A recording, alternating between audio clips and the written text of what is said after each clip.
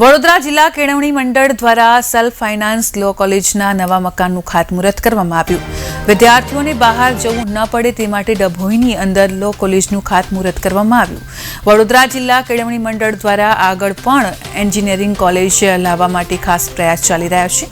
જેથી કરીને ડભોઈ તાલુકાના વિદ્યાર્થીઓને બહાર અભ્યાસ કરવા જવું ન પડે તે બધી જ પ્રકારની કોલેજો હોય તે માટેના પ્રયાસ હાથ ધરી રહ્યા છે। આને ધ્યાનમાં લઈને જ સેલ્ફ ફાઇનાન્સ લો કોલેજનું ખાસ ખાતમુહૂર્ત કરવામાં આવ્યું, જેમાં સાંસદ જશુભાઈ રાઠવા, અશ્વિનભાઈ પટેલ, નગરપાલિકા પ્રમુખ બિરેનભાઈ શાહ, શહેર પ્રમુખ દીક્ષિત દવે ઉપસ્થિત રહ્યા અને સૌ ટ્રસ્ટી મંડળના સભ્યો, સ્ટાફ મિત્રો અહીંયા ઉપસ્થિત રહ્યા। સાથે સાથે પ્રેસ મીડિયા પણ ઉપસ્થિત રહ્યો। સદર કેમ્પસ હેઠળ અત્યારે ઘણી બધી કોલેજીસ કાર્યરત છે અને ધારાસભ્યશ્રીના સૂચન મુજબ આવનારા દિવસોમાં ડિપ્લોમા, સિવિલ, મિકેનિકલ, ઇલેક્ટ્રિકલ,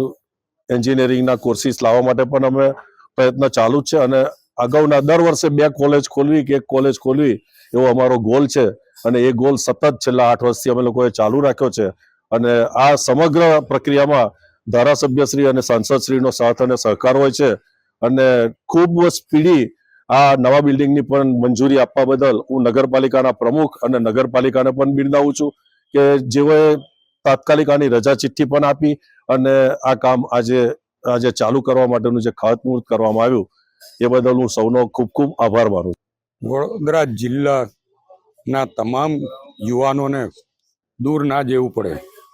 કારણ કે વડોદરાથી ઘણા લોકો LLB કરવા માટે આણંદ સુધી જતા હોય છે, ત્યારે અહીંયા જ એમને સુવિધા મળી રહે એવા શુભ આશયથી આજે આ બિલ્ડિંગનું ભૂમિપૂજન કરવામાં આવ્યું છે। મેં હમણાં જ અમારા મિત્ર અને કેળવણી મંડળના પ્રમુખ શ્રી શશિકાંતભાઈને કીધું છે કે આગામી દિવસોમાં એન્જિનિયરિંગ કોલેજ માટે પણ અહીંયા વ્યવસ્થા કરવામાં આવે। ડિગ્રી, ડિપ્લોમા કરવા માટે પણ અહીંયાથી લોકોને બહાર જવું પડે છે।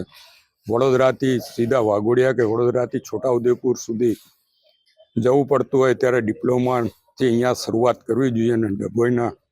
વિદ્યાર્થીને બહાર ના જવું પડે એવું આયોજન અહીંયા આગળ કરવું જોઈએ અને ડભોઈ એક શૈક્ષણિક હબ બની શકે એવા લોકેશન પર છે, ત્યારે વડોદરા કેળવણી મંડળ દ્વારા જે પ્રયત્ન કરવામાં આવે છે એને બિરદાવું છું, અભિનંદન આપું છું અને શુભેચ્છા પાઠવું છું।